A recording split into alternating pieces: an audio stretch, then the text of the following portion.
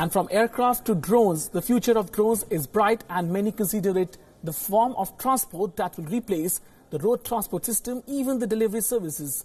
With the same idea, an American delivery giant UPS has launched its first authorized unmanned drones flight to transport packages to recipients, but this time to deliver medicines. The company said shipment of medical samples at the WakeMed hospital campus in North Carolina was the first of numerous planned daily revenue flights. The quadcopter drones can carry medical payloads weighing up to 5 pounds or 2.3 kilograms for distances up to 20 kilometers.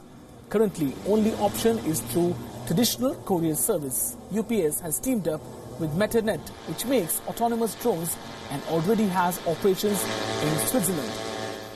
The company called inaugural flight a major milestone for unmanned aviation in the US. The company said it will provide ability to avoid roadways delays, increase medical delivery efficiency, lower costs and improve patient experience with potentially life-saving benefits.